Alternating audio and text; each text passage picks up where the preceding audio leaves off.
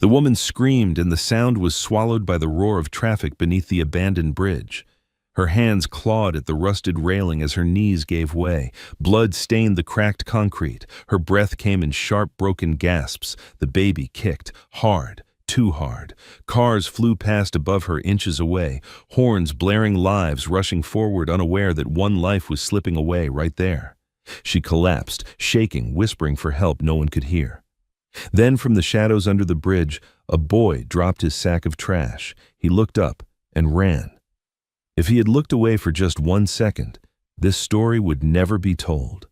Before we begin, tell us where you're watching from and what time it is in your country. And if stories of humanity, fate, and unexpected heroes move you, subscribe and stay with us. Thomas Kamau had learned very early in life how to disappear. Not in the magical sense, but in the way the world stops seeing you when you are poor, young, and dirty. When your clothes smell of rot and smoke, when your hands are always blackened by trash oil and rust, when people look past you instead of at you. At 13, Thomas already knew which streets in Lagos were safest to walk at night, which shop owners would shout, which ones might throw a coin, and which alleys were best avoided if you wanted to wake up alive the next morning. He lived near Makoko, in a broken stretch of land where the city seemed to forget itself. Not quite water, not quite land, just wood, mud, waste, and survival. His home was a small shelter made of discarded zinc sheets and cardboard tucked beneath a collapsed billboard no one bothered to fix. Every morning before the sun rose, Thomas picked up his sack. It was bigger than him, torn in 3 places, stitched back together with plastic rope and hope. Inside it went bottles, metal scraps, old wires, anything that could be sold. Some days he earned enough to eat twice. Other days, not even once. He never complained, because complaining didn't feed you. That afternoon, Lagos was restless. The sky was heavy gray, pressing down on the city like a warning. Thomas moved carefully between stalled cars and open gutters, his bare feet knowing the ground better than any map. "Hey, boy." He flinched. A man leaned out of a bus window, face twisted in disgust. "Get away from here. You're dirtying the place." Thomas lowered his head and stepped back. "I'm sorry," he murmured, though he had done nothing wrong. The bus sped off. Dust settled. Life moved on. That was how it always went. The only place Thomas ever felt truly seen was near Mama Halima's food stall. She sold fried bean cakes and pap by the roadside. Her stall was old. Her pots dented her voice loud, but her eyes were kind. When business was slow and Thomas hovered nearby pretending not to be hungry, she noticed. She always noticed. "Thomas," she would say, hands on her hips, "come here."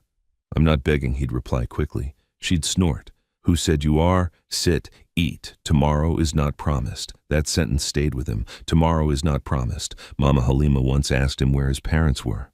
Thomas didn't answer, not because he was rude, but because he didn't know how to explain that his mother had died outside a clinic that asked for money she didn't have, and his father had disappeared long before that. Saying it out loud made it real in a way he wasn't ready for, so he just said, "I manage," and he did.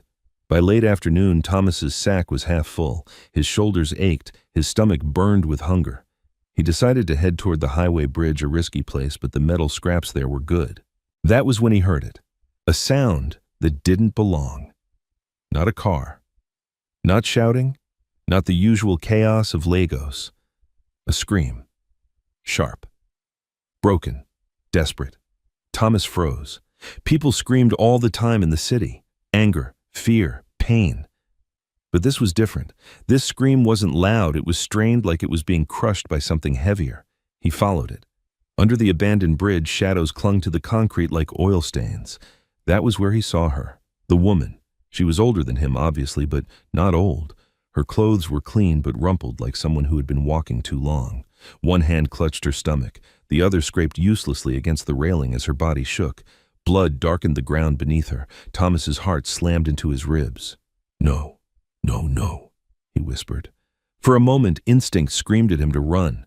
He was a child. She was bleeding. Adults avoided trouble like this all the time. He remembered his mother's face that day, how people stepped around her like she was already gone. "Tomorrow is not promised." He dropped his sack. "Madam," his voice cracked. "Can you hear me?" Her eyes fluttered open. Fear, pain, confusion. "My baby." She gasped. "Please." That was all it took. Thomas didn't know her name. He didn't know where she came from. He didn't know that she was Maria Onyango, or that somewhere in the same city her husband Dennis Onyango was living a completely different nightmare. All Thomas knew was this: if he walked away, she would die. His hands shook as he searched his mind for solutions. No phone, no money, no adult in sight. He swallowed hard.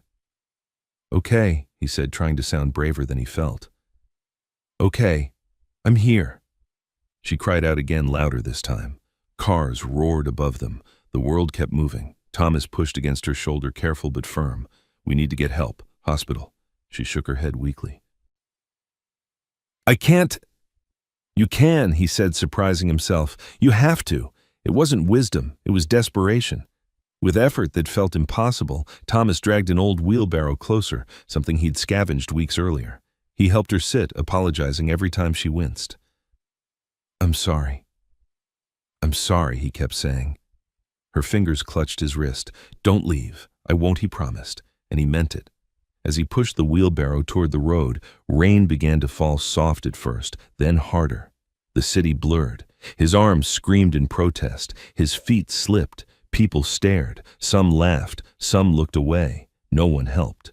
By the time the hospital lights appeared in the distance, Thomas was shaking not from the rain but from fear. Fear that he was too late. Fear that he was not enough. But he pushed anyway, because for the first time since his mother died, Thomas Kamau was not invisible.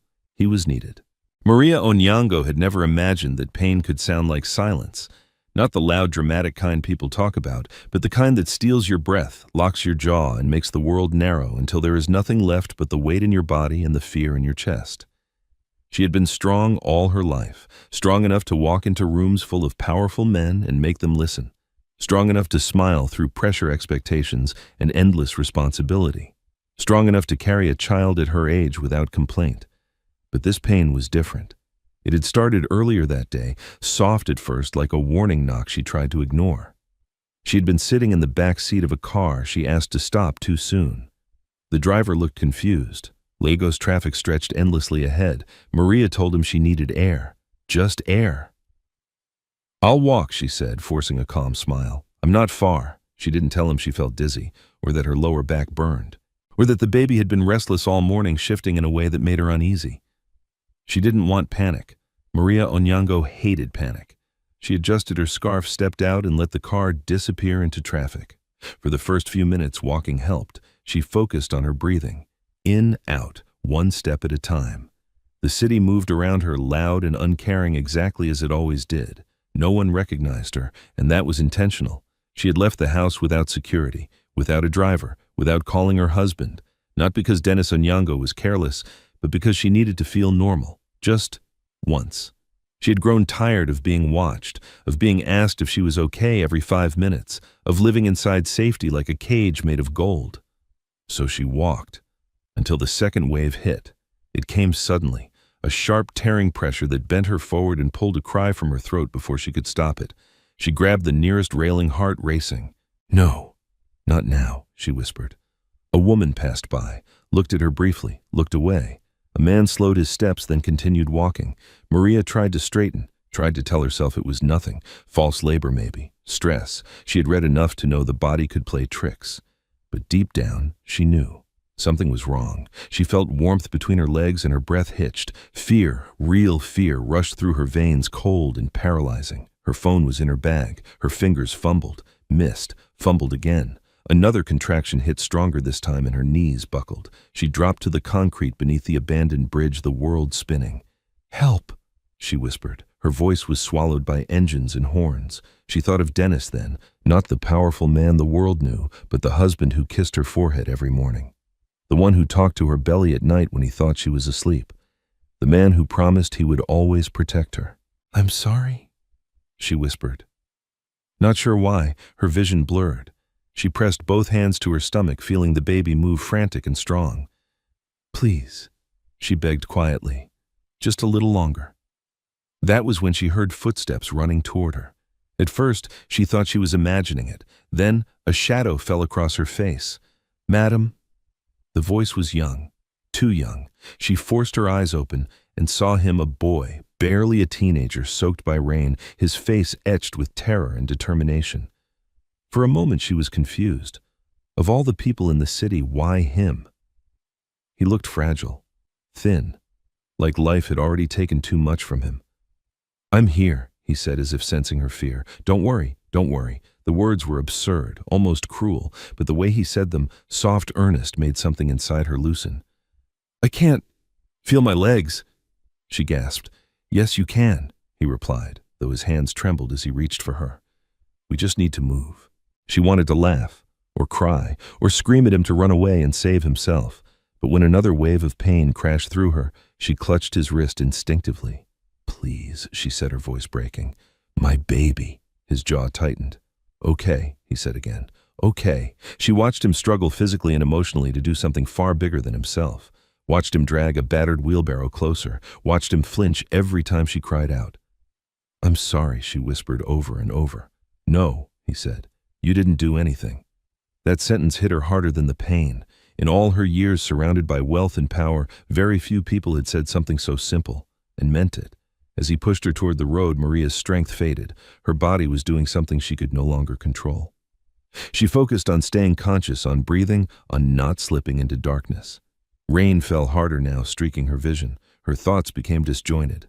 She remembered her first ultrasound, Dennis's laugh when he heard the heartbeat, the promise she made to herself to be present to protect this child no matter what. "I'm scared," she whispered. "I know," the boy replied, "but I won't leave." That promise anchored her. By the time the hospital lights came into view, Maria was barely aware of her surroundings. She drifted in and out, catching fragments of the world. The boy's labored breathing, people staring, someone shouting, then bright lights, cold air, voices arguing. She felt hands lifting her, a stretcher, the smell of disinfectant. "No money, no treatment," a voice said sharply. Another voice, angry female, pushed back. "She's bleeding." Maria tried to speak, but darkness closed in before the words reached her mouth. Her last conscious thought was not of wealth, or status, or fear. It was of a boy with dirt-stained hands who refused to walk away. And somewhere far across the city, Dennis Onyango felt a sudden crushing weight in his chest without knowing why. Thomas Kamau stood frozen at the hospital entrance, rainwater dripping from his hair onto the cracked tiles beneath his feet. For a moment, just a moment, he thought he had failed. They had taken Maria away so fast. 1 second she was gripping his wrist, her nails digging into his skin, her eyes wide with terror. The next, she was gone, behind swinging doors swallowed by white light, and voices that spoke too fast and too loud. And now Thomas was alone. Again. A security officer stepped in front of him, blocking the doorway. The man's uniform was too big, his boots worn thin, his face already tired of problems that didn't come with money. "You," the officer said sharply. "Where is your guardian?" Thomas swallowed. I brought her. She was bleeding." The officer glanced past him unimpressed. "Go and wait outside." But outside, the word hit like a slap.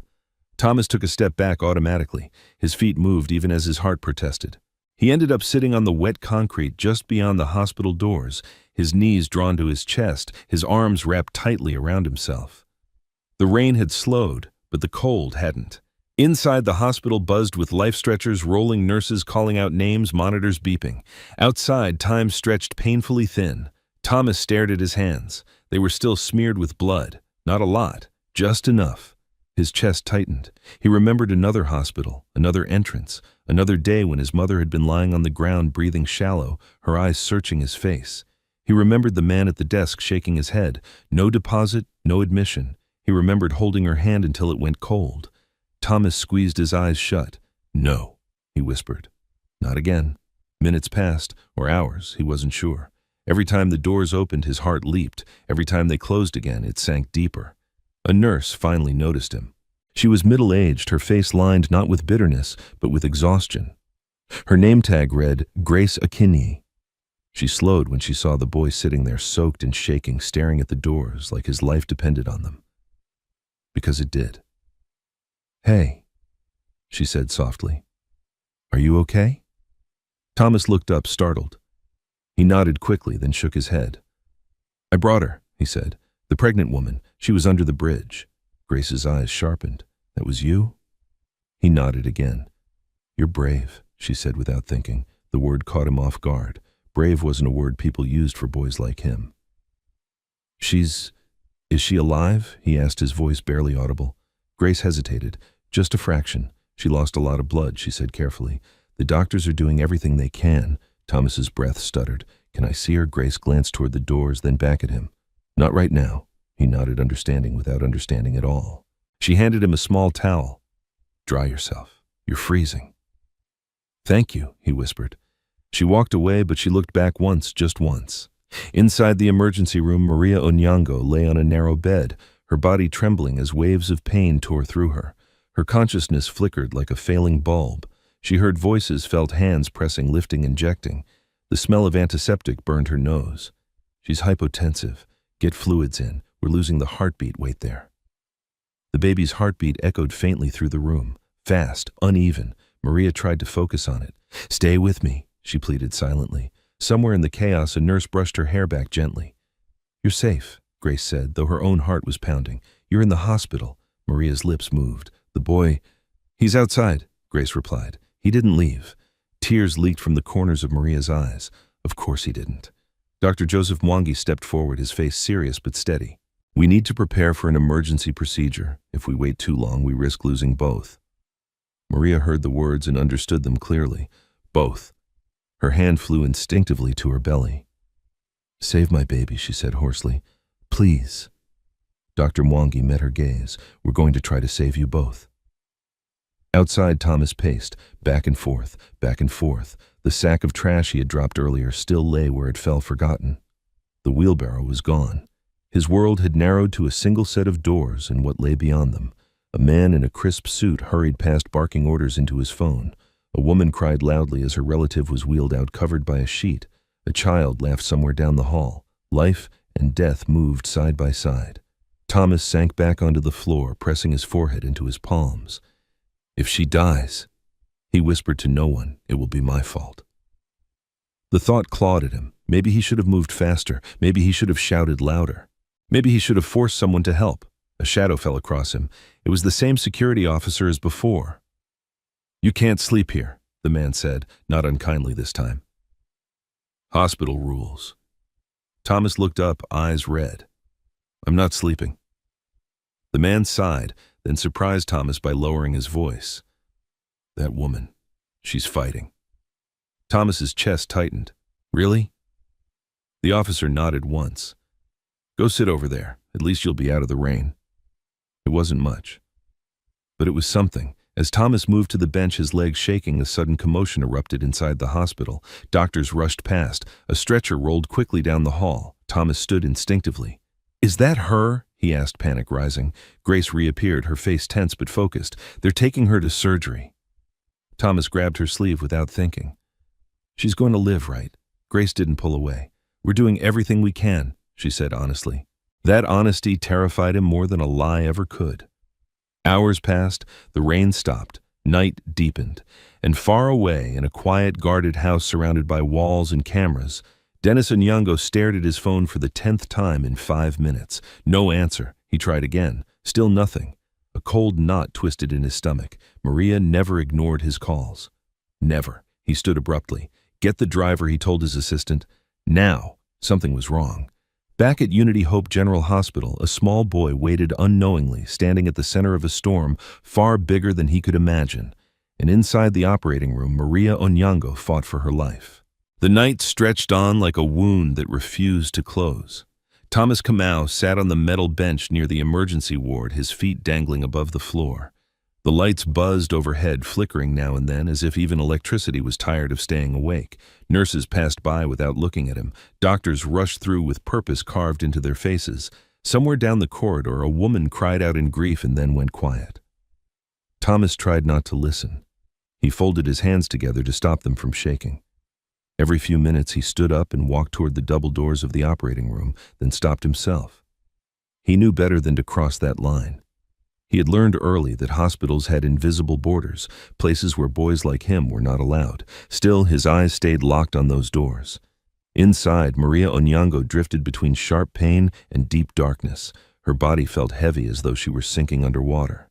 Sounds came to her, distorted voices, stretched and warped words breaking apart before she could catch them. "Pressure's dropping. Clamp that. We're losing time. She wanted to respond, to tell them she was still there. But her mouth wouldn't move. Her mind went elsewhere.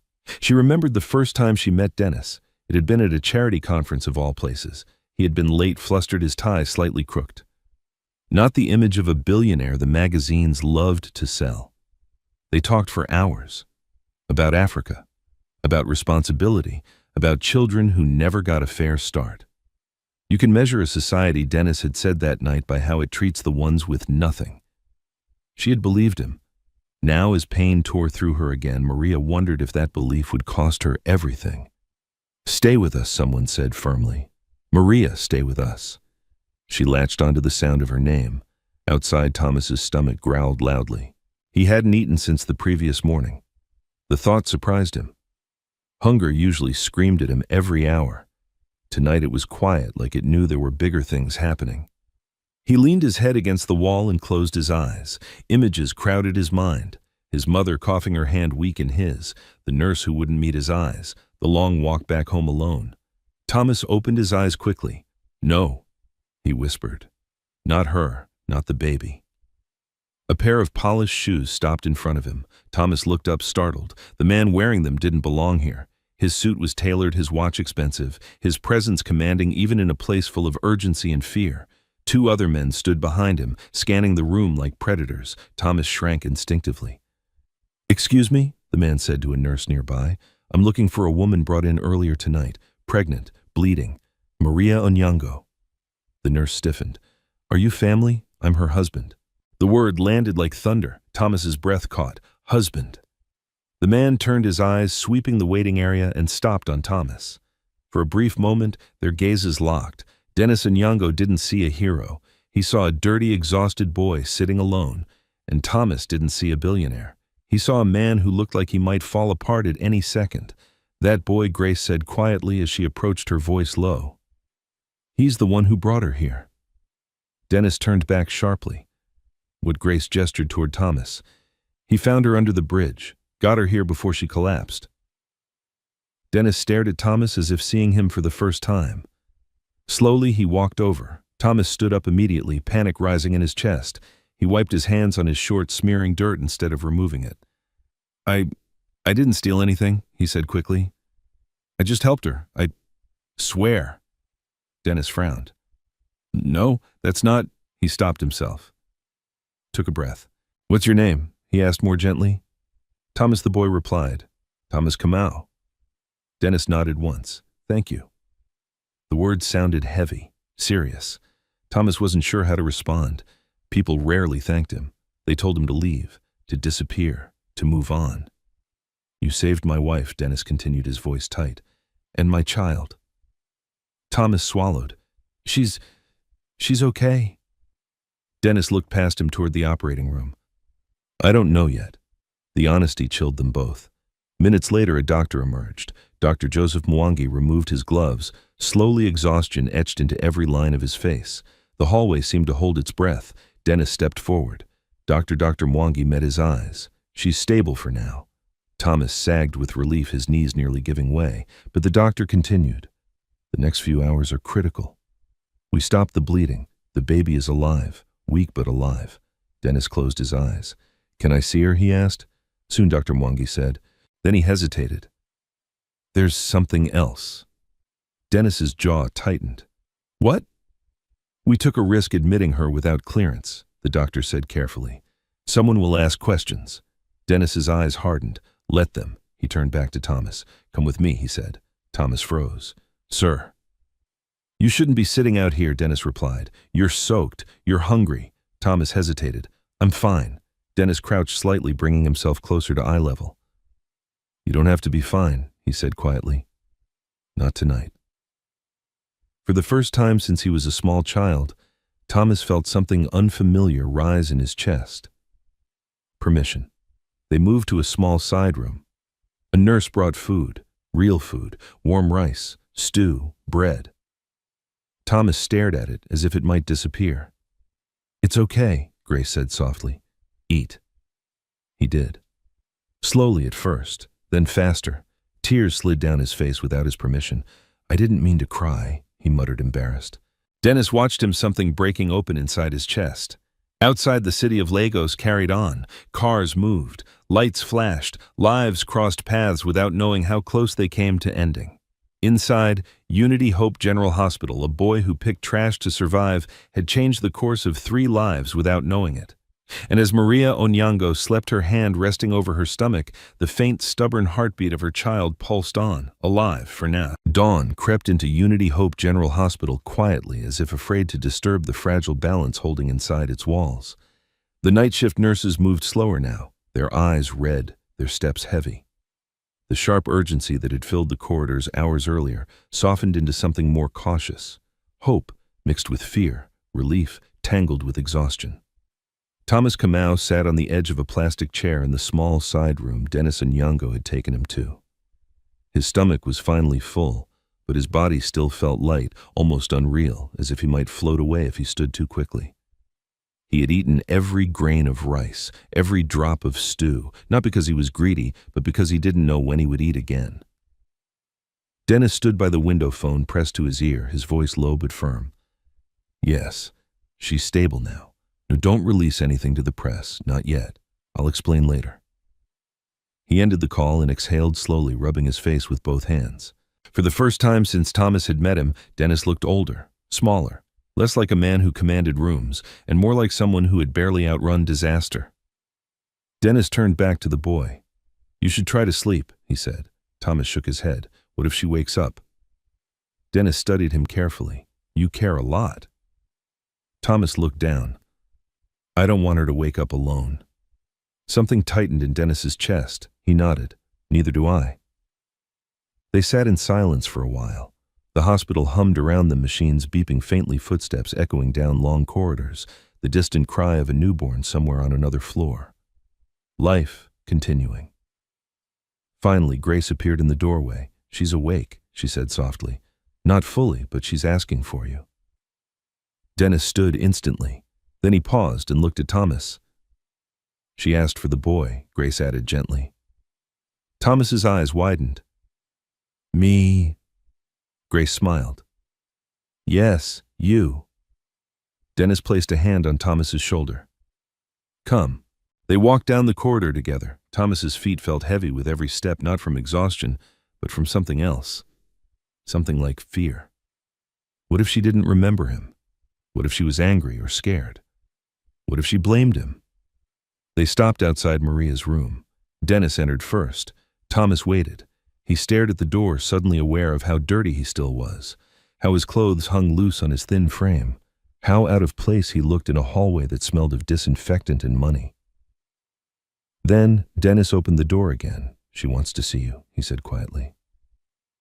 Thomas stepped inside. The room was dim, curtains half drawn. Machines surrounded the bed wires leading to Maria Onyango's still body. Her face was pale, her lips dry, but her eyes were open. When she saw Thomas, they filled with tears. "There you are," she whispered. Thomas froze. "You're alive," he said, the words tumbling out before he could stop them. Maria managed a weak smile. "So are you." He stepped closer, unsure where to stand. "I'm sorry," he said quickly. "I was slow. I didn't know what to do." "Stop," she said softly. He stopped. "You saved my life," Maria continued. "And my baby's." Her hand moved shakily toward her stomach. Thomas followed the movement with wide eyes. "The baby," he asked. "Still here," she said, "fighting." Thomas's knees nearly gave out. Tears blurred his vision. He wiped them angrily with the back of his hand. "I promised I wouldn't leave," he said. I didn't."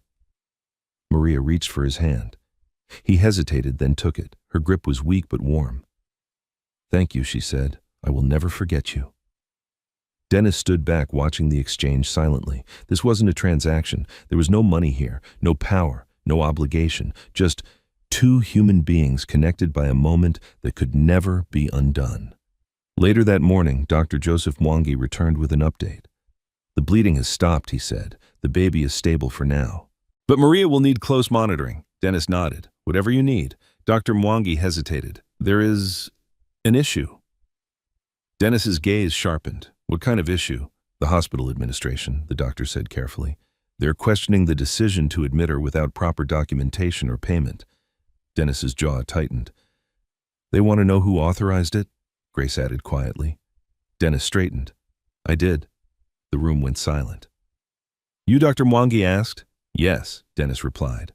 And I will take full responsibility. Grace frowned. Sir, you weren't even here yet. Dennis cut her off gently. I am now. Within hours, the atmosphere in the hospital shifted. Phones rang, voices lowered, doors closed. Mr. Leonard Okoro, the hospital manager, arrived in a crisp shirt that didn't quite hide his discomfort. He forced a smile as Dennis approached. Mr. Onyango, he said, we were unaware of your connection. Dennis looked at him steadily. You were unaware because it shouldn't matter. Mr. Okoro cleared his throat. Procedures exist for a reason. So do emergencies. Dennis replied coolly. And humanity. The manager glanced toward Thomas standing quietly by the wall. That boy caused unnecessary trouble, Mr. Okoro said. If we let every street child, Dennis's voice dropped. Finish that sentence carefully. Mr. Okoro stopped. That street child, Dennis continued, did what your system failed to do. He saw a human being in need and acted. Silence stretched. I suggest, Dennis said finally, that you focus on improving your procedures before someone else pays the price. Mr. Okoro nodded stiffly and retreated. Thomas watched the exchange, heart pounding. He had never seen an adult defend him like that. Later, as the hospital settled again, Dennis returned to Maria's bedside. She's resting, Grace said. You should go home for a bit. Dennis shook his head. I'm not leaving. He turned to Thomas. And neither are you unless you want to. Thomas hesitated. If I leave, will I be allowed back? Dennis didn't miss the fear behind the question. You can stay as long as you want, he said. No one will send you away. Thomas nodded slowly. That night he slept on a real bed for the first time in years. Not well. He woke often checking the time, listening for alarms, half expecting someone to shout at him to leave. But each time he woke, the bed was still there. So was the room. So was safety. In the quiet hours before morning, Dennis sat alone in a chair by Maria's bed, watching her breathe. He thought about the boy in the next room, about the thousands of children like him, about how close he had come to losing everything, not because of fate, but because of systems built to ignore the powerless. Dennis Onyango closed his eyes. Something inside him had shifted. This wasn't just about survival anymore. It was about responsibility. And outside, as the sun rose over Lagos, Thomas Kamau slept unaware that the life he knew was already beginning to change. Morning arrived with a kind of cruelty Thomas Kamau wasn't used to. Sunlight streamed through the thin curtains of the hospital room, bright and unforgiving, exposing everything: dust in the air, cracks in the wall, and the truth that this place was not meant for boys like him to stay long. Thomas woke suddenly, sitting upright as if he had been shaken. For a split second, panic surged through him. He wasn't under the bridge. He wasn't in Makoko. He wasn't alone. The bed beneath him was soft, too soft. His body tensed instinctively, waiting for a voice to bark at him to leave, for hands to grab him, for security to drag him outside. Nothing happened. A nurse passed the open doorway and smiled at him. Good morning, she said casually. Good morning. The words hit Thomas harder than hunger ever had. He nodded stiffly, unsure how to respond. He slipped out of bed and padded quietly into the corridor, his bare feet making almost no sound. Down the hall he could see Maria Onyango's room. The door was partly open. Dennis Onyango stood inside, speaking in a low voice to Dr. Joseph Mwangi. Thomas stopped short suddenly, unsure if he was allowed to be there. She's stable, the doctor was saying, but the risk isn't over. We'll keep monitoring her closely. Dennis nodded. And the baby? Still fighting? Dr. Mwangi replied. Strong heartbeat considering everything. Dennis exhaled slowly, the tension easing just a fraction. That was when Maria noticed Thomas. Thomas, she called softly. He froze. Dennis turned. Come in, Maria said, her voice weak but warm. Thomas stepped forward hesitantly. You didn't leave, she said, a faint smile touching her lips. I said I wouldn't, he replied simply. Dennis watched the exchange closely. There was no fear in Maria's eyes when she looked at the boy. No discomfort, no superiority. Just gratitude and something else. Recognition. Did you sleep, she asked. Thomas shrugged. A little. Dennis gestured to a chair. Sit. Thomas obeyed. I owe you my life, Maria said after a moment, and so does this child. Thomas shifted uncomfortably. I just did what I could. Dennis leaned forward. Most people don't. That truth hung in the air. A knock interrupted them. Mr. Leonard Okoro stepped inside. He looked different this morning, less confident, less secure. His smile was tight rehearsed. Mr. Onyango, he began. I trust you rested well. Dennis didn't return the smile. What do you want?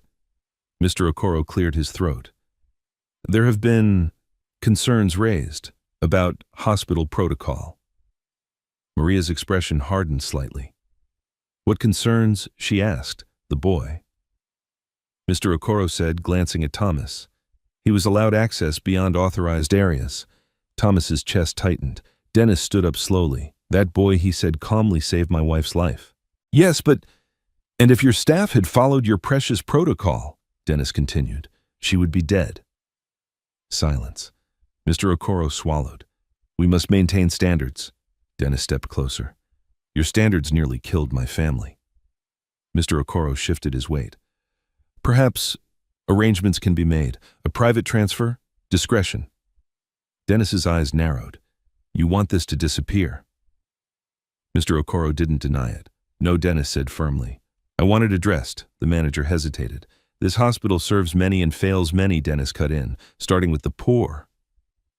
Mr. Okoro glanced at Thomas again. We can't allow street children to. That's enough, Maria said sharply. Everyone turned to her. I was that woman bleeding on the floor, she continued, voice trembling with controlled emotion.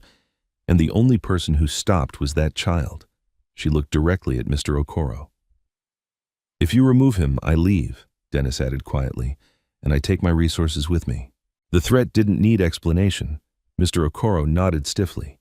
Understood. He turned and left. Thomas's heart hammered. He hadn't realized he was holding his breath until Maria squeezed his hand gently. You don't need to be afraid here, she said. But fear wasn't something Thomas could turn off. Later that day, Grace found Thomas sitting by a window staring down at the hospital courtyard. Penny, for your thoughts, she asked. He shrugged. I'm thinking about when they'll ask me to go. Grace sat beside him. You think that will happen? It always does, he replied quietly. She studied him for a moment. Not everything always ends the same way. Thomas didn't answer. He had learned not to believe in patterns that favored him.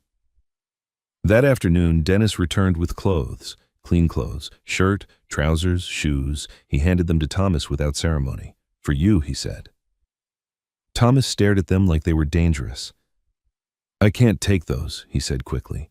They're not a gift, Dennis replied. They're a necessity. Thomas hesitated, then took them slowly. Thank you, he whispered. When he changed, he barely recognized himself in the mirror. The boy, staring back, looked ordinary. Not invisible. Not broken. Just a boy. That night, Maria slept more deeply than she had since arriving. Dennis stayed by her side. Thomas lay awake again, but this time his thoughts were louder. He thought about what Mr. Okoro had said. Street children. That was how people saw him. Not Thomas, not a person, a problem, a category. He remembered Mama Halima's words.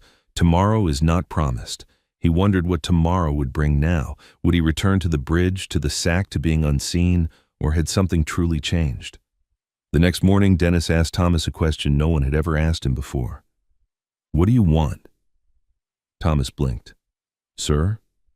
What do you want for your life? Dennis clarified. Thomas opened his mouth, then closed it. No one had ever given him the space to think that far ahead. I don't know, he admitted. Dennis nodded. That's okay. Maria watched them quietly. You don't have to decide anything now, she said gently. Just know this, what you did matters. Thomas nodded slowly. He didn't trust hope. Not yet.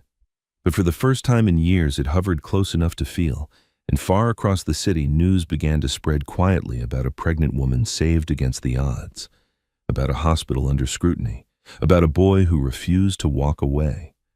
The world hadn't changed yet, but it had been disturbed. By the third day, the hospital had learned how to hold its breath. Unity Hope General Hospital was the kind of place where people usually moved on. Quickly, patients came. Patients left, and those who didn't leave were spoken about in lowered voices.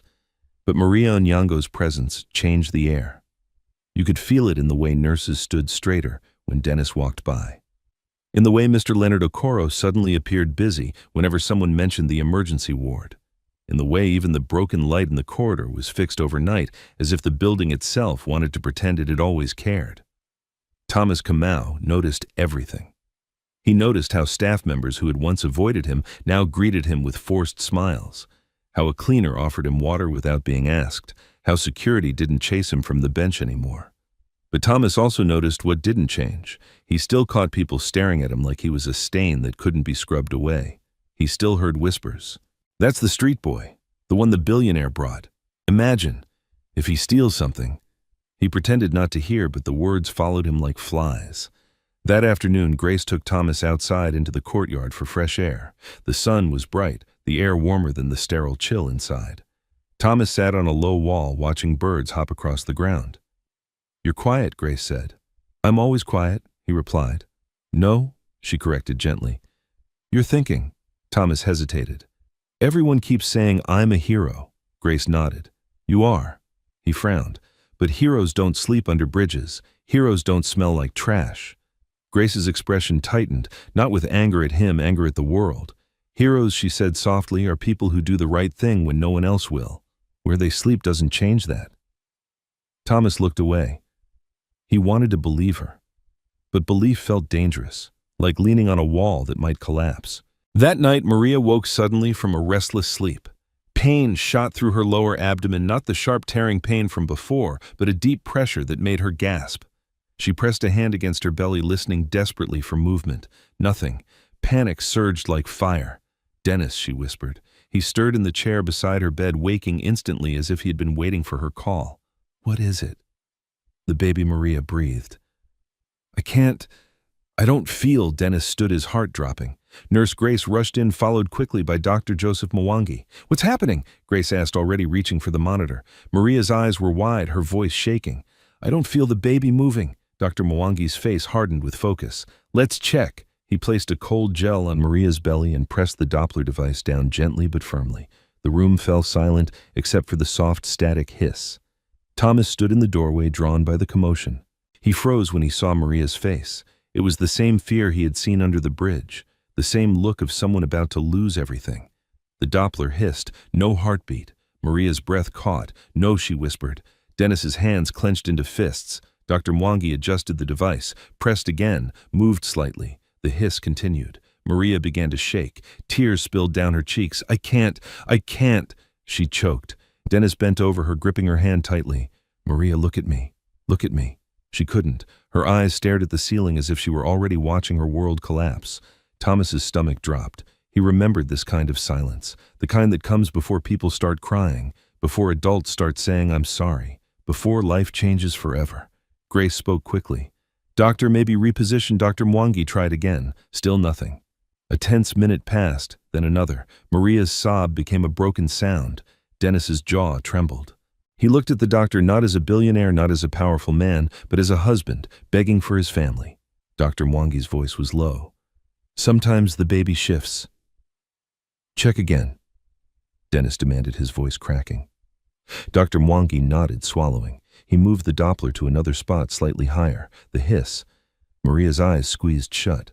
Then, faintly there, a rapid, uneven thump, heartbeat, not strong, but present. Grace exhaled sharply, relief flooding her face. Maria gasped like she'd been drowning and just reached air. "Oh God," she whispered. "Oh God." Dennis closed his eyes, his forehead dropping to Maria's hand. Dr. Mwangi didn't smile. His face remained serious. "This is a warning," he said. "The baby is under stress. If we don't stabilize her properly, we could still lose the pregnancy." Maria's relief turned into fear again. "What do I do?" she asked, voice trembling. Dr. Mwangi met her eyes. "You rest. No movement, no stress. We monitor. And we prepare just in case." Dennis nodded sharply. "Whatever you need, doctor. Anything." Thomas stood frozen, his heart pounding violently. He had thought the worst had already passed. He realized now that the worst could return at any moment. When the room calmed slightly, Maria finally noticed Thomas in the doorway. Her eyes softened. "Thomas." He stepped forward slowly, hesitant. "Come closer," she whispered. He came to the bedside, stopping just a step away. Maria reached out weakly and touched his hand again. "I'm sorry you had to see that." Thomas shook his head. I don't want you to die." Her lips trembled. "I don't want to die either." Dennis looked at Thomas, then truly looked. The boy's face held too much fear for someone his age, too much responsibility, like he believed the outcome of this pregnancy rested on his thin shoulders. Dennis's voice softened. "Thomas, you did your part. You brought her here. You saved her. The rest is on us now." Thomas didn't respond immediately. He stared at the monitor, at the numbers, at the fragile sound of life. "You said she's your wife," Thomas said quietly. Dennis nodded. Thomas swallowed. Then why was she alone? The question hit like a knife. Dennis's face tightened. Maria turned her head away, slightly ashamed. Dennis exhaled slowly. "Because she wanted to feel normal, and I let her." He paused. "And I will regret that for the rest of my life." Silence settled. In that silence, Thomas understood something painful. Even rich people could lose everything. Even powerful men could be helpless. And even a boy from Makoko could become the difference between life and death. That night, Thomas didn't sleep.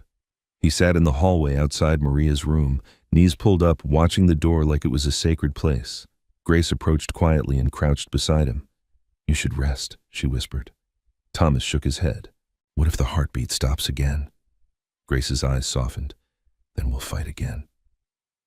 Thomas stared at her. "You're not alone in this," Grace added. He wanted to believe that.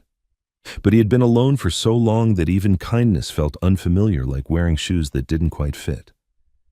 Far away, the city slept. But inside Unity Hope General Hospital, the battle continued quietly, one heartbeat at a time. Dennis Onyango had built his life on control. Control over schedules, negotiations, risks, control over outcomes. Even when the markets crashed or governments changed policies overnight, Dennis prided himself on always having a contingency plan. He was the man people called when situations spiraled because he didn't. But sitting in the dim hospital corridor at 3 a.m, staring at a door that could open with either hope or devastation behind it, Dennis realized something terrifying.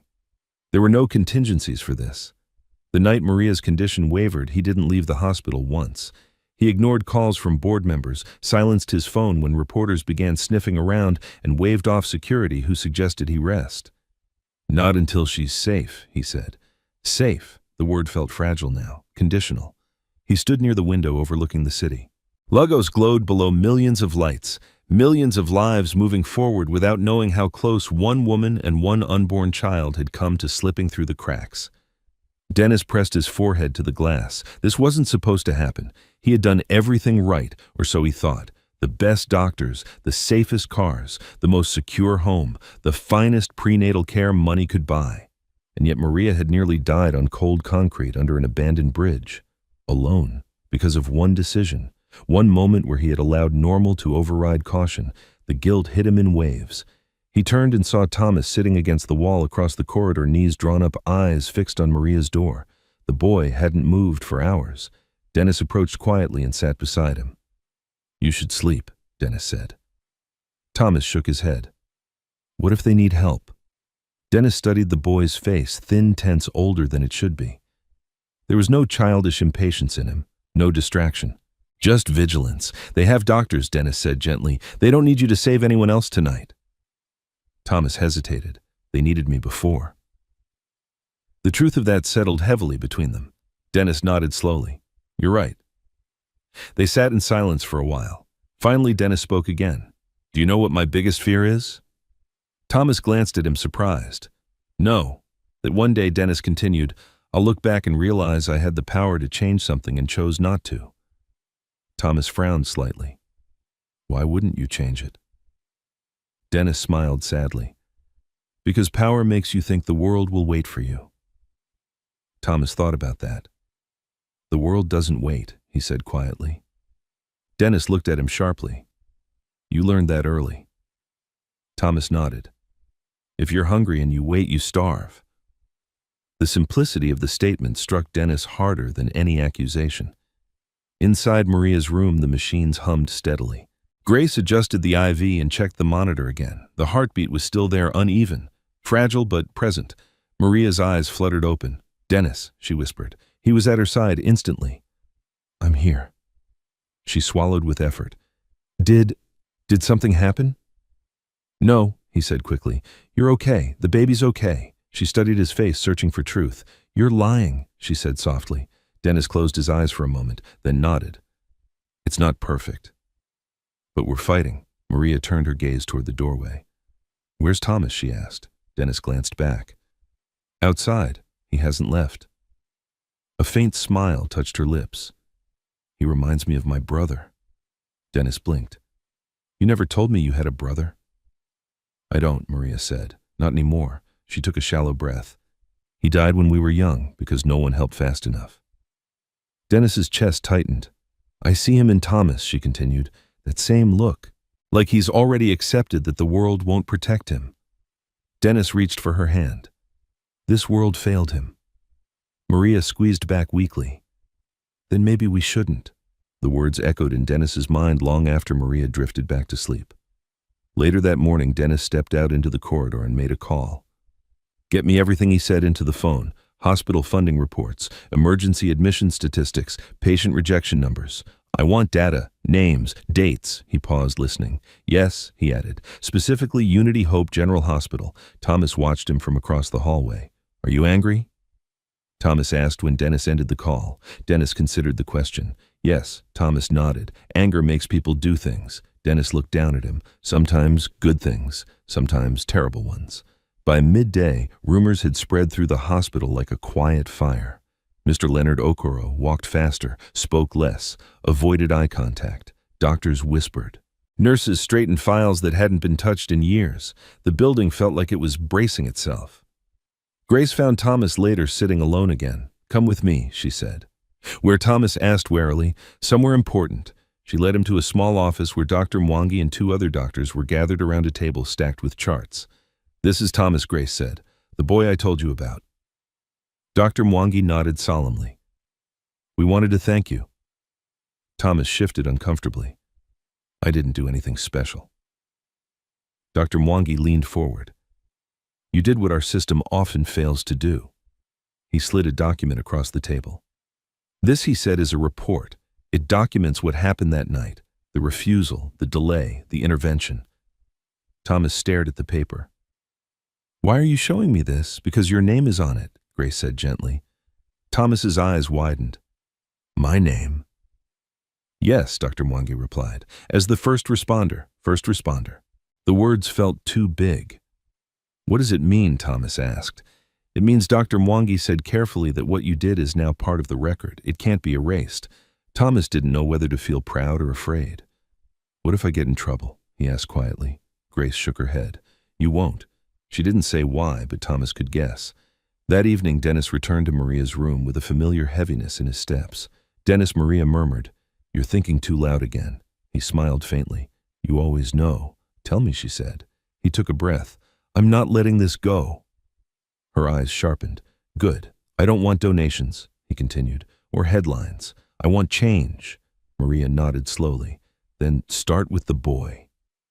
Dennis looked at Thomas through the open door. "I plan to." That night, Thomas dreamed of bridges collapsing and hospital doors opening at the same time, of voices calling his name, of running without knowing where he was going. When he woke, his heart was racing, but something had changed. For the first time in his life, adults were talking about systems instead of excuses. And though Thomas didn't yet understand what it all meant, he felt it deep in his bones. The world had noticed. The hospital corridor smelled different the next morning. It wasn't something most people would notice, but Thomas Kamau did. He had learned to read spaces the way others read faces. The scent of disinfectant was sharper, cleaner. The trash bins were emptied earlier. The lights that had flickered for weeks now burned steadily. Unity Hope General Hospital was trying to look awake. Thomas sat on a bench outside Maria Onyango's room, his feet barely touching the floor. He had changed into the clean clothes Dennis brought him the day before, but his posture hadn't changed. His shoulders were still drawn inward, as if bracing for impact. Across the hall, two nurses whispered, "That's him, the boy, the one from the bridge." Thomas stared at his hands, pretending not to hear. Dennis Onyango emerged from Maria's room, his phone pressed tightly to his ear. His voice was low, controlled, but Thomas could hear the tension beneath it. "No press. Dennis said, "Not yet. If anyone leaks this, I'll know." He ended the call and turned to Thomas. "Good morning," he said. Thomas nodded. "Is she okay?" Dennis hesitated. "She's stable, still fragile." Thomas released a breath he didn't realize he'd been holding. "That's good," he murmured. Dennis studied the boy closely. There was something weighing on him. Dennis could see it now, something that went beyond fear for Maria. "Walk with me," Dennis said. Thomas stiffened. "Did I do something wrong?" "No," Dennis replied immediately. "Just come." They walked slowly down the corridor past rooms filled with people fighting quiet battles of their own. Dennis stopped at a window overlooking the parking lot below. "You asked me something last night," Dennis said, "about why Maria was alone." Thomas nodded. "I owe you a better answer," Dennis continued, "not an excuse." Thomas waited. "I thought I could control everything," Dennis said. "I thought my money could buy safety, that if I planned enough, nothing bad would happen." He looked down at the cars below. "I was wrong." Thomas shifted his weight. "Bad things happen anyway." "Yes," Dennis agreed softly. "But systems decide who survives them." The words felt heavy. Dennis turned to Thomas. "Tell me about Makoko." Thomas blinked. "Why?" "Because I don't want to imagine it," Dennis said. "I want to understand it." Thomas hesitated, then spoke. "It smells," he said simply. "Water and smoke. You learn where to step so you don't fall through wood. You learn who drinks too much, who fights, who won't hurt you." Dennis listened. "Most kids don't grow old there," Thomas continued. "They leave, or they disappear." "Disappear how?" Dennis asked. Thomas shrugged. "One day you just don't see them again." The casual way he said it made Dennis's chest tighten. "And hospitals?" Dennis asked. Thomas let out a short, humorless laugh. "Hospitals are where hope goes to wait." Dennis frowned. "Wait for what?" "For money," Thomas replied. They stood in silence. That afternoon, Maria woke to find Dennis sitting beside her bed holding a folder. "What's that?" she asked weakly. Dennis smiled faintly. "The truth." He opened the folder and showed her pages. "Reports, statistics, timelines. I asked for data," he said. "Emergency refusals, delays, outcomes. Unity Hope isn't unique." Maria's eyes moved slowly across the pages. "How many?" "Too many," Dennis replied. She closed her eyes briefly, and Thomas Dennis followed her gaze to the doorway where Thomas hovered uncertainly. "I spoke to him," Dennis said. "He told me what it's like." Maria swallowed. "Then you understand." "Yes," Dennis said, "and I can't unsee it." A knock interrupted them. Dr. Joseph Mwangi entered, his expression cautious. "Mr. Onyango," he said, "we need to talk." Dennis stood. "Of course." They stepped outside. "There's pressure," Dr. Mwangi said quietly, "from administration, from donors. They're afraid. Afraid of what Dennis asked. Of you," the doctor replied honestly, "and what you might do." Dennis considered that. "I'm not here to destroy the hospital." Dr. Mwangi nodded. "I know, but they don't." "What do you think Dennis asked?" Dr. Mwangi met his eyes. "I think you're right, and that scares people." Dennis nodded slowly. "Good." Later that evening, Dennis called a meeting, not in a boardroom, not in a private office, in the hospital cafeteria. Doctors, nurses, cleaners, even a few orderlies gathered hesitantly. Mr. Leonard Okoro stood at the back, arms crossed tightly. Thomas sat near the wall, unnoticed by most. Dennis stood at the front. "I won't take much of your time," he began, "but I need you to hear this." The room quieted. 3 nights ago, Dennis continued, "My wife nearly died because of delays and refusals that were treated as routine." Murmurs spread. "She survived because a child who had nothing refused to walk away." Dennis paused, letting the words sink in. "I'm not here to punish people who are doing their best in a broken system," he said. "I am here to change the system." Mr. Okoro shifted uncomfortably. "There will be an independent review." Dennis continued. "Emergency admission protocols will be revised, funding will be restructured." A nurse raised her hand cautiously. "Sir, what about patients who can't pay?" Dennis met her gaze. "They will be treated first." Silence. "That's not charity," Dennis added. "That's medicine." After the meeting, Grace found Thomas standing alone again. "You okay?" she asked. Thomas nodded slowly.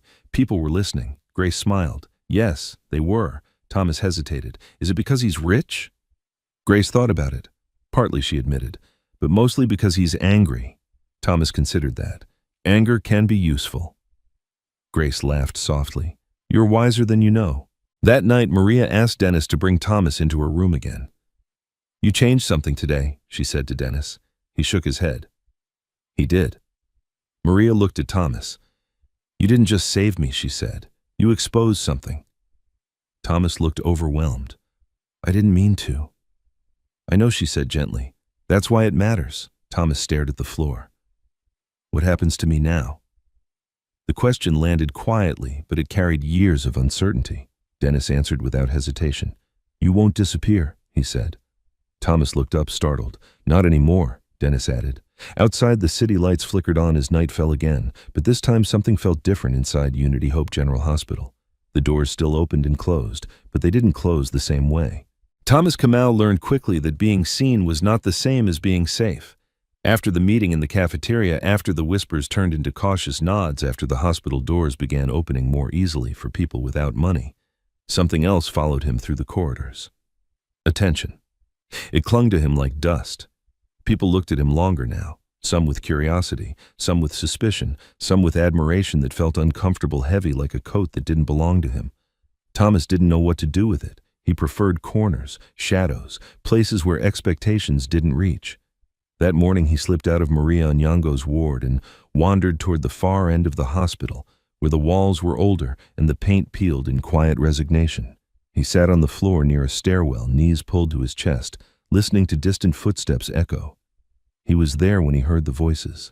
"We can't let this get out of control. Donors are asking questions.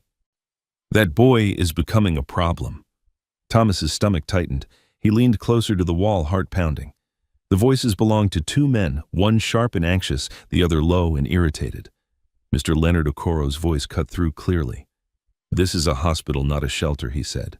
"We can't set a precedent." The other man scoffed. "You think Onyango cares about precedent? He cares about image." Thomas swallowed. "Then we handle the image," Mr. Okoro replied, quietly. A pause. "What about the boy?" the other man asked. Mr. Okoro hesitated. "He'll be sent away eventually. These things always blow over." Thomas's chest tightened painfully. "Sent away." The words felt familiar. He pressed his forehead against his knees, breathing slowly, the way he'd learned to do when fear threatened to take over. "Don't react. Don't draw attention. Just wait." But something inside him resisted. Waiting had cost his mother her life. That afternoon, Grace found Thomas in the stairwell. "There you are," she said, concern flickering across her face.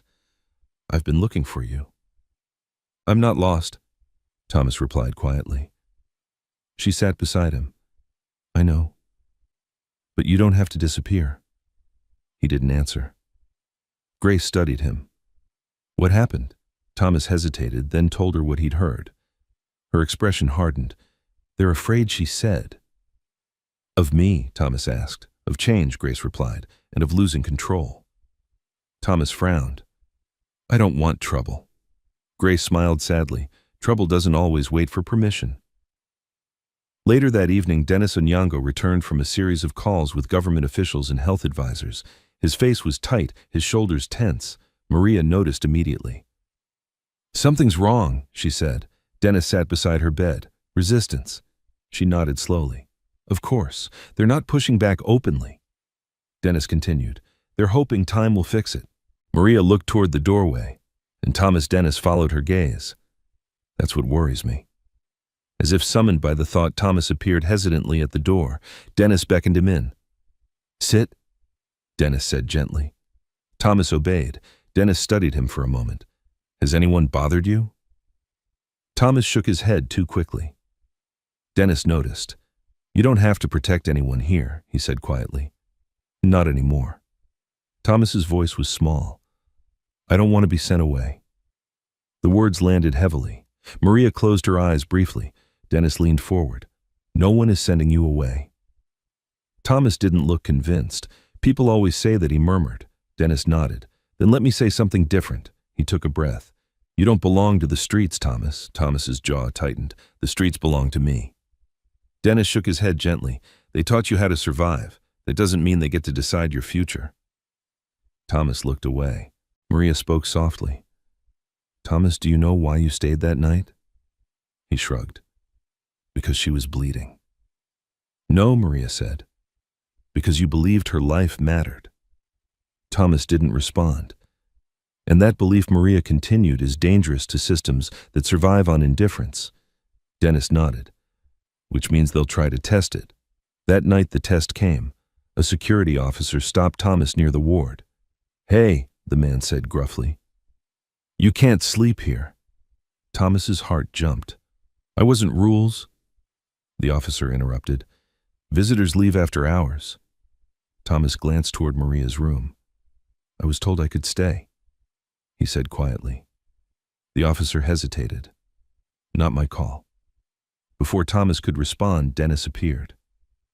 What's the problem? Dennis asked calmly. The officer stiffened.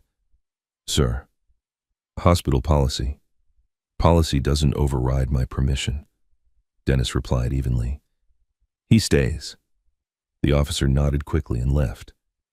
Thomas stood frozen. Dennis turned to him. You see, Thomas nodded slowly. But the fear didn't leave. It settled deeper. That fear followed him into sleep. He dreamed of doors closing again, of hands pushing him back into the rain, of voices saying, You've done enough, now go. He woke suddenly, breathing hard. The room was dark, quiet.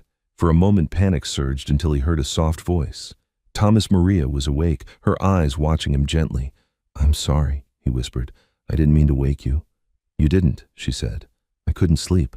They sat in silence for a moment. Do you regret helping me? Maria asked softly. Thomas looked at her, startled. No. Even with all this, she asked. He hesitated. It's scary. She nodded. It is. But Thomas continued slowly. If I didn't help, I would think about it forever. Maria smiled faintly. So would I. She reached for his hand. Whatever happens next, she said, you didn't just change my life. You changed the rules. Thomas swallowed. Rules can change back. Maria met his gaze. Not if someone keeps watching. The next morning, Dennis announced something unexpected. I'm taking Thomas with me today, he said. Maria raised an eyebrow. Where? To my office, Dennis replied.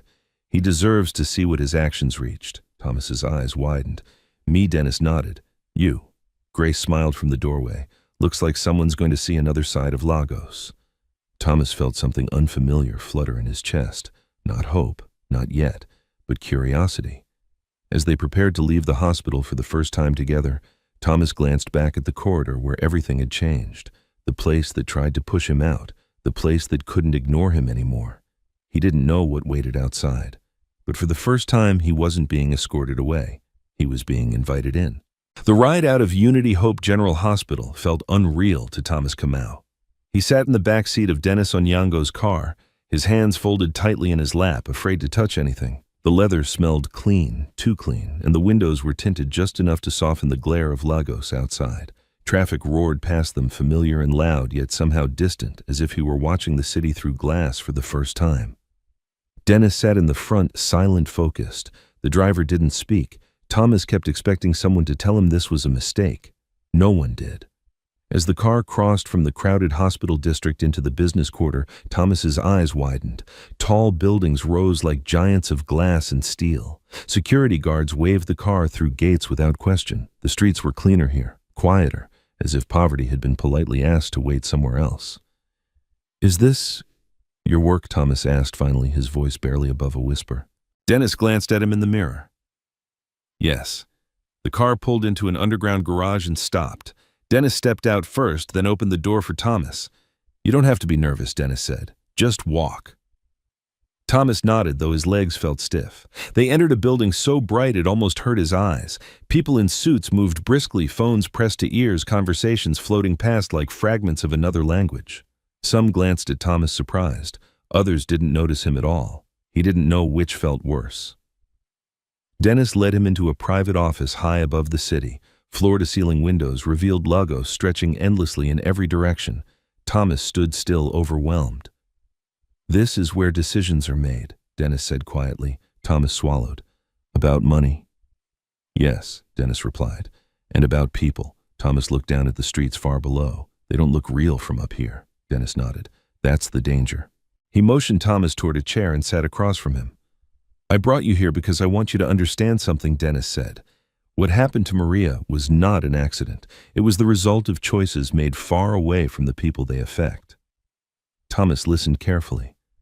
You were there when the system failed?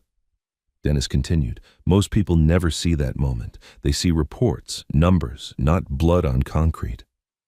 Thomas's chest tightened at the memory. I don't want your story to become a headline and then disappear, Dennis said. And I don't want you to disappear either. Thomas shifted uncomfortably. I don't want to be a story. Dennis smiled faintly. Neither did I. There was a knock at the door. A woman stepped in, Dennis's assistant. She froze briefly when she saw Thomas, then recovered quickly. Sir, she said, handing Dennis a folder. The draft statements. And the education liaison you asked for is on standby. Thomas frowned. Education. Dennis looked at him steadily. School. The word hit Thomas like a sudden gust of wind. I can't, he said quickly. I don't have papers, or money, or stop, Dennis said gently. You don't need to explain why you think you can't. I already know. Thomas's voice shook. School isn't for people like me. Dennis leaned forward. That's exactly why it should be. Thomas stared at the floor. His heart raced not with fear but with something more dangerous. Expectation. I'm not good at sitting still, Thomas said quietly, and I don't read well, and people will laugh. Dennis nodded. All of that may happen. Thomas looked up, startled. You're not saying I'll be okay. I'm saying, Dennis replied, that being uncomfortable doesn't mean you don't belong. Silence filled the room. Thomas stood abruptly.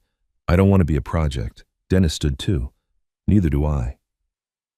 He walked to the window looking out over the city. This isn't about charity, Dennis said. It's about responsibility and choice. He turned back. You can say no. Thomas hesitated. Really? Yes. Dennis said, I won't force you. Thomas's mind raced. The streets, Makoko, the bridge, the sack of trash, and Maria, her hand in his, her voice telling him he mattered. If I say yes. Thomas asked what happens. Dennis smiled slightly. You try. That afternoon they returned to the hospital. Maria was awake, propped up against pillows. When she saw Thomas, her face lit up despite the fatigue. You went out into the world, she said softly. Thomas nodded. It's loud. She laughed weakly. It always is. Dennis told her everything about the office, the school options, the plan to start with tutors while she recovered. Maria listened quietly. And Thomas, she asked. He swallowed. I didn't say yes yet. Maria reached for his hand. Whatever you decide, you already gave more than anyone had the right to ask. That night, Thomas sat alone in the hospital courtyard, staring up at the sky. For years, his future had been one day at a time. Find food, find shelter, avoid trouble. Now the future had a shape, and it scared him. Grace found him there. Big day, she said gently. He nodded. What if I fail? Grace sat beside him. Then you fail, and you try again. Thomas frowned. That's allowed. Grace smiled. For everyone else, it always has been. He thought about that. About how the world forgave mistakes made by the powerful, but punished the poor for survival. Grace, he asked, do you think people can really change? She followed his gaze toward the hospital lights. People do. Systems are slower. Thomas nodded. Inside, Dennis stood beside Maria's bed, holding her hand. Are we doing the right thing? He asked quietly. Maria squeezed his fingers. We're doing a brave thing. Dennis exhaled slowly. The next morning, Thomas made his choice. I'll try, he said. Dennis nodded once. That's all I ask. And for the first time in his life, Thomas Kamau chose something that wasn't just about surviving today, but about believing there could be a tomorrow. The consequences arrived quietly then, all at once. 2 days after Thomas Kamau said he would try, Unity Hope General Hospital received its first official notice. Not from the media, not from donors, from an independent health oversight committee, one Dennis Onyango had helped establish years ago, but never imagined would one day circle back to this place. Audits were scheduled, files were requested, interviews were planned. The hospital didn't panic. It stiffened. Mr. Leonard Okoro stood in his office staring at the letter in his hand as if it might disappear if he looked long enough. His phone buzzed repeatedly, calls from administrators, board members, colleagues who suddenly wanted distance. "This is an overreaction," he muttered to no one. "One incident." But deep down he knew it wasn't. It was a pattern. Down the hall, nurses whispered. Doctors exchanged looks heavy with relief and fear. Some welcomed the scrutiny. Others dreaded what it might expose. Grace. Akinyi stood by the nurses' station, arms crossed, watching it unfold. "They're finally listening," another nurse whispered. Grace nodded. "They're finally being forced to." That afternoon, Dr. Joseph Mwangi called Thomas into his office. Thomas entered cautiously, glancing around as if expecting a trick. "You're not in trouble," Dr. Mwangi said, immediately noticing his posture. Thomas relaxed slightly. "I wanted to tell you something myself," the doctor continued. "The review team will speak to staff and to patients and to witnesses." Thomas's stomach tightened. "Witnesses," Dr. Mwangi nodded, "including you." Thomas's breath caught. "I don't like talking to people," I know, the doctor said gently, "but your voice matters here." Thomas stared at the floor. "What if they don't believe me?" Dr. Mwangi leaned forward. "They will, because this time the truth has weight behind it." Thomas didn't fully understand what that meant, but he felt it.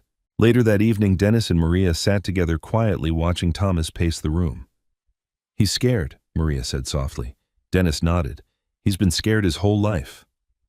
Maria sighed. "We're asking him to stand in the open." Dennis met her eyes. "We're standing with him." The interviews began the next morning. Grace spoke first. Calm, clear, unapologetic. "I broke protocol," she said plainly, "because a woman was bleeding and dying, and I would do it again." Dr. Mwangi followed.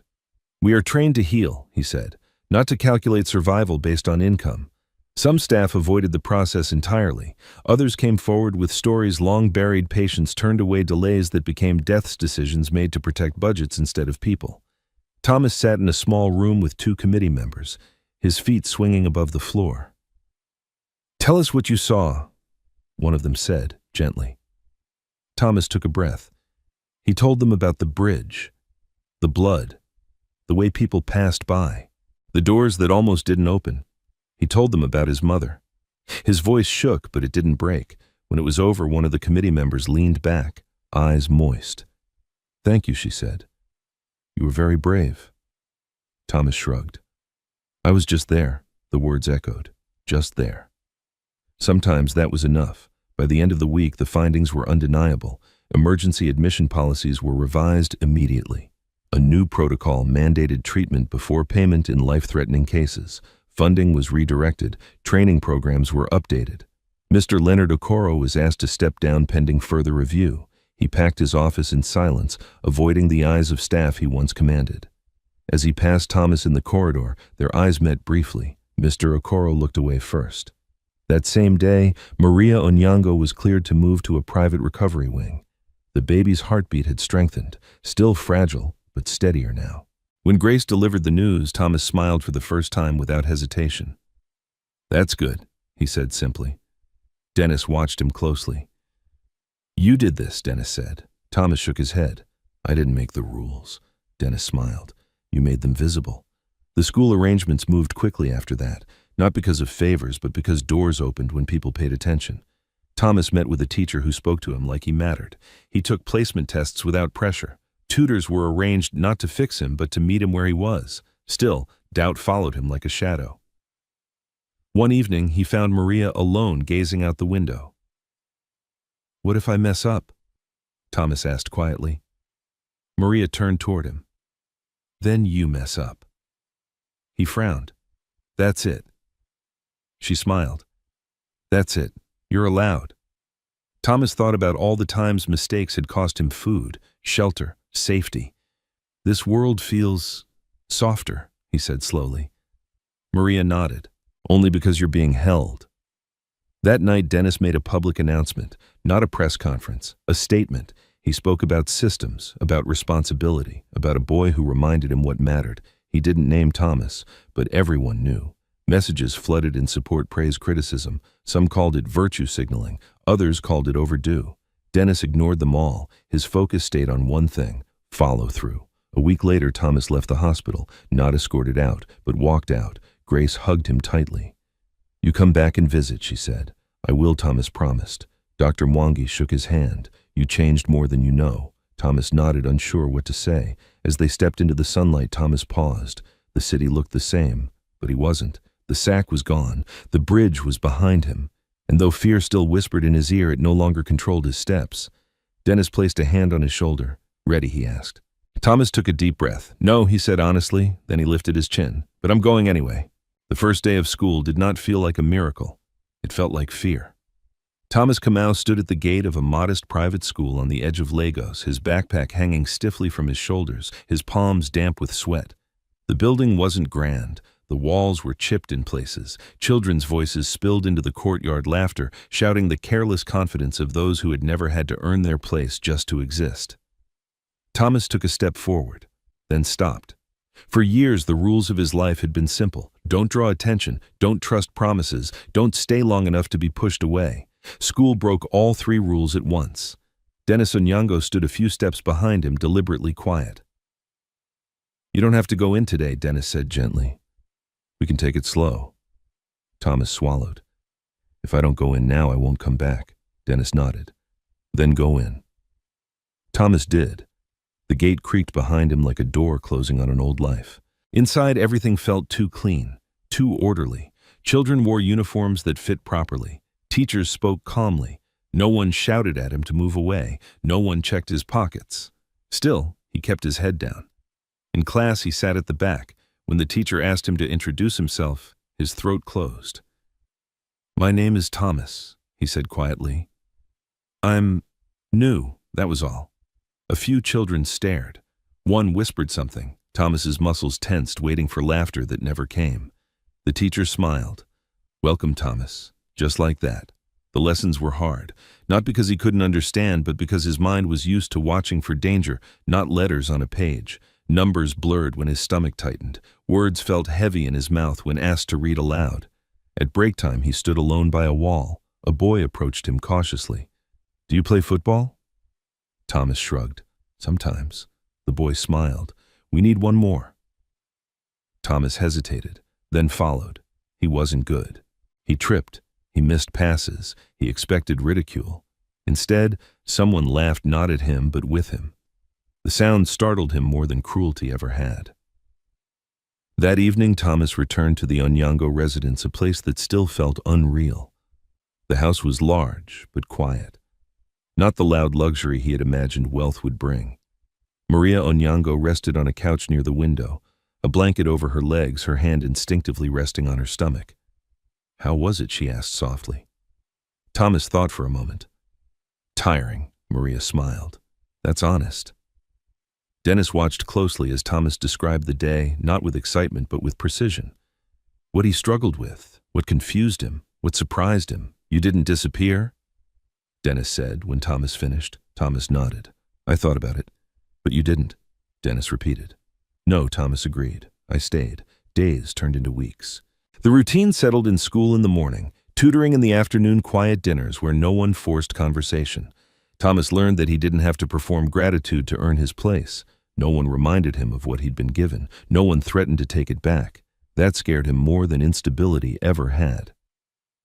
One afternoon, Thomas found himself back at Unity Hope General Hospital. He hadn't planned to come. His feet had carried him there without permission. The smell was the same. The corridors felt narrower than he remembered. Grace spotted him from across the ward and broke into a smile. "You came," she said, pulling him into a brief hug. "I said I would."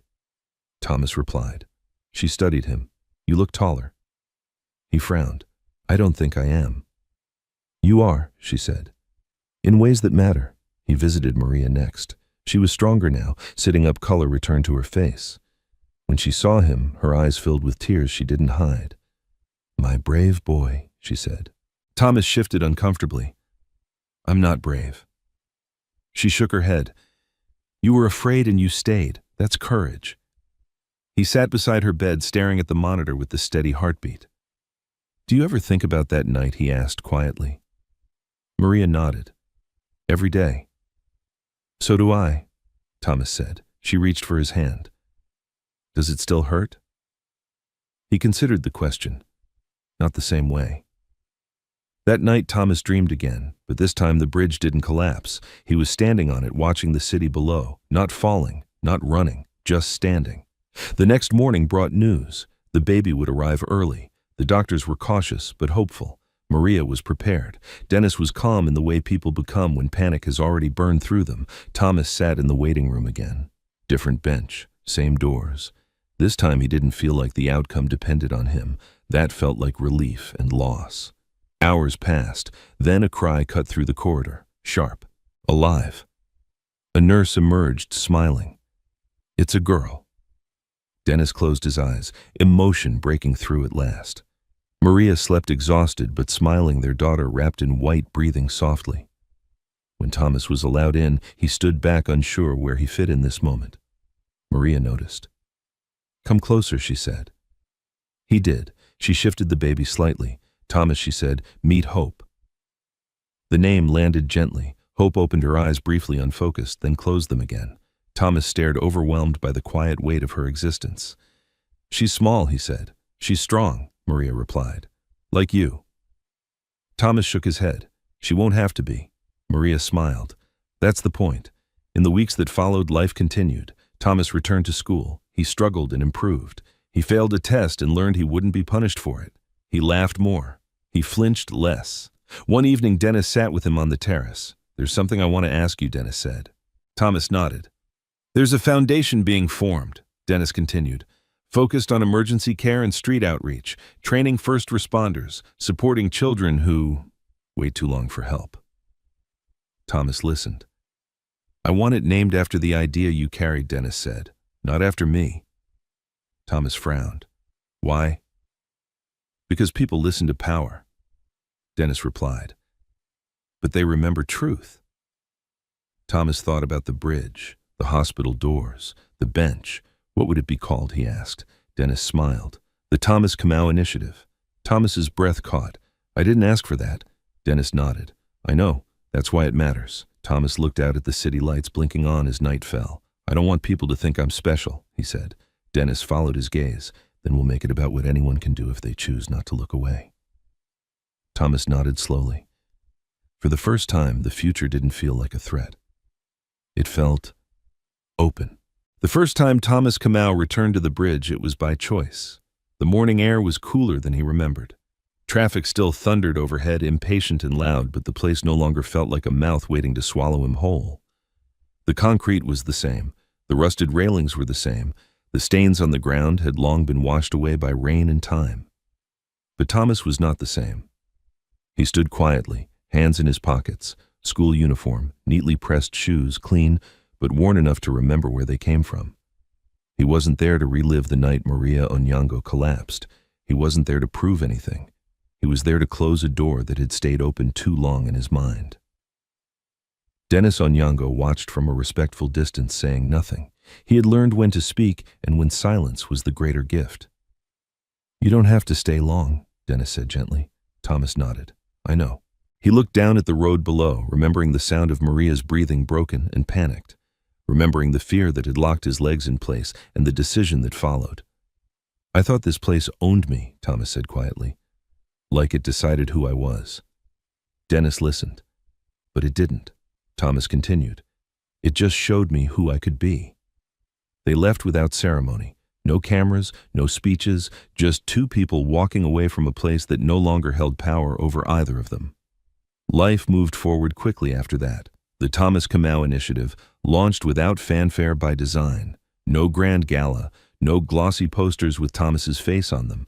Instead, there were training sessions for community volunteers, emergency response kits placed in high-risk areas, partnerships with clinics that agreed to treat first and ask questions later. Thomas attended the first meeting reluctantly. He sat at the back listening as adults discussed logistics and funding. When someone asked him to say a few words, his heart raced. "I don't like talking," he admitted. A few people smiled, waiting. "But I know what it feels like to wait too long for help," Thomas continued. "If this stops even one person from dying like that, then it's enough." That was all he said. And it was more than enough. At school, Thomas still struggled, but now he struggled openly. He asked questions. He failed sometimes. He learned that failure didn't mean exile. One afternoon, a classmate asked him, "Is it true you saved a billionaire's wife?" Thomas shrugged.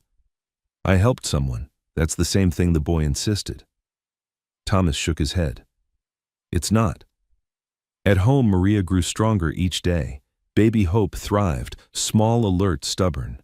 When she cried, she demanded attention with the confidence of someone who had already beaten the odds. Thomas often sat beside her crib watching her sleep. "She doesn't know how lucky she is," he said once.